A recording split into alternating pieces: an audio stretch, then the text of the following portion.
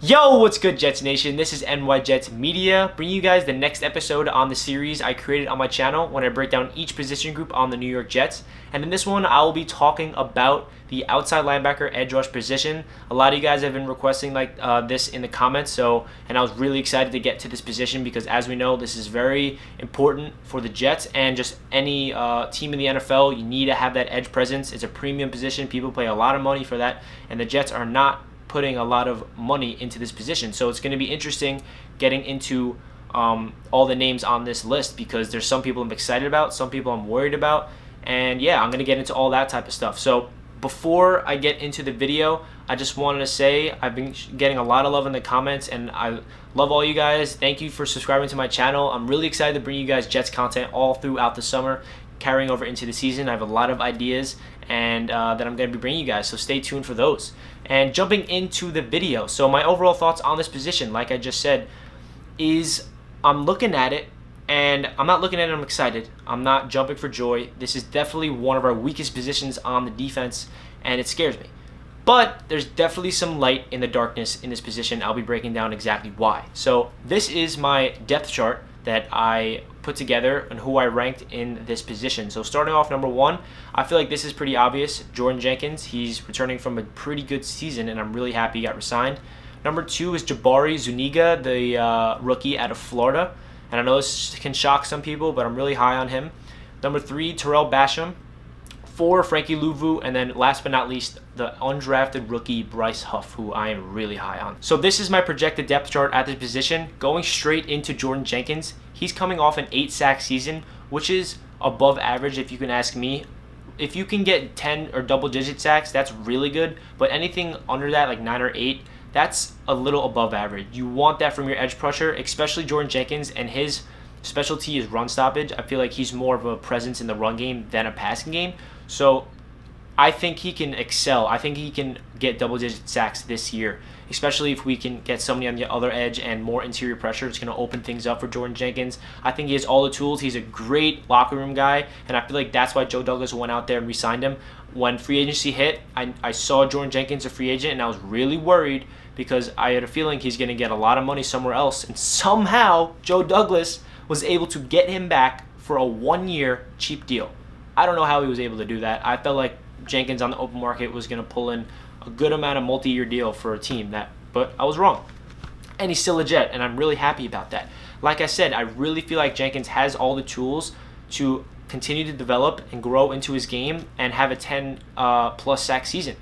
And he is more of a run-stopping type of guy, but I really think if we can get that interior pressure with Quinnen and somebody on the other edge and even Jamal coming in giving pressure, it's going to open things up for Jenkins. So I'm really high on him. I'm really happy we brought him in. And like I said previously as well, he's a great locker room guy. He's a guy that is he's not really a veteran, but he's been in the system. He's been on the Jets for like 4 years now, and that's somebody you want in the locker room. People gravitate towards him. He's a bubbly personality type of guy, good family man. He's just somebody that you want in the locker room. And we all know Joe Douglas, he wants to create the best culture in sports.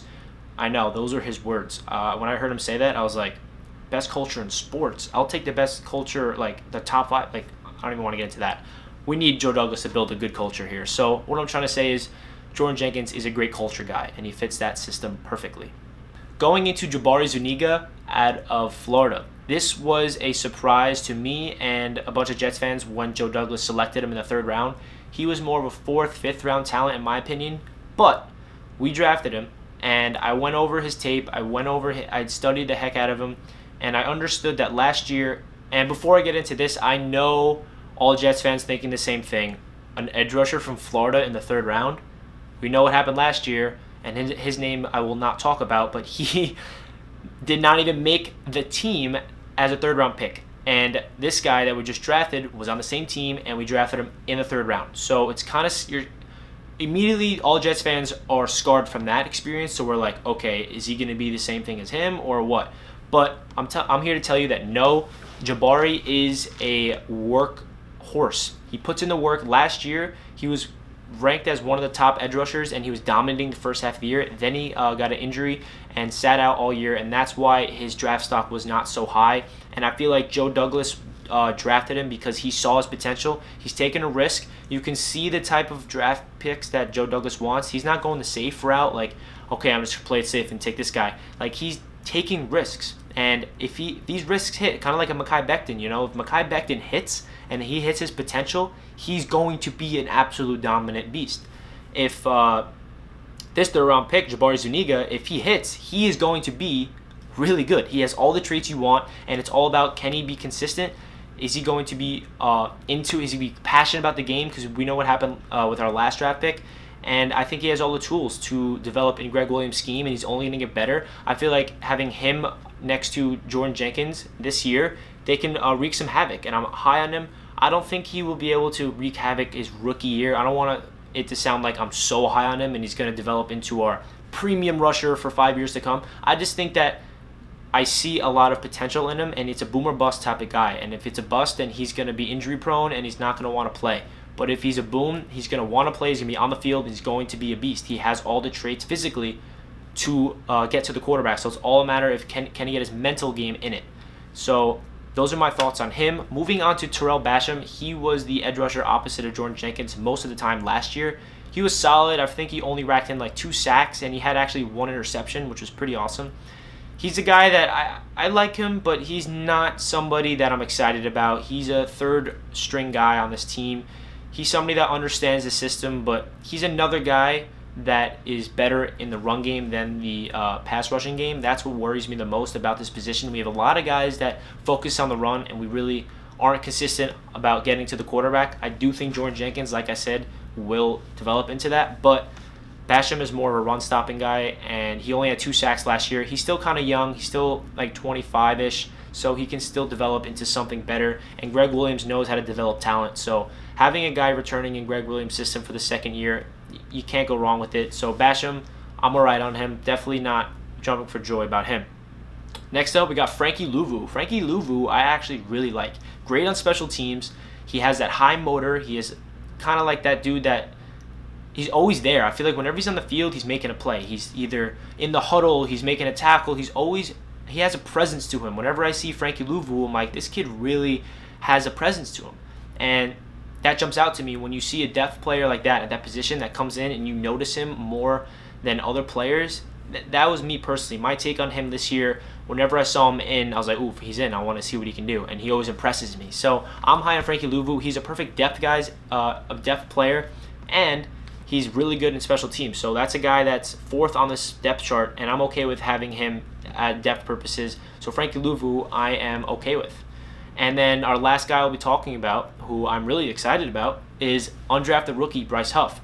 I am really surprised that he went undrafted. I thought, when I did some mock drafts, I had him taking in the 5th, 6th, or 7th round to the Jets, because obviously the Jets needed an edge rusher. I drafted Bryce Huff a couple of times, and he went undrafted, and the Jets were able to get him.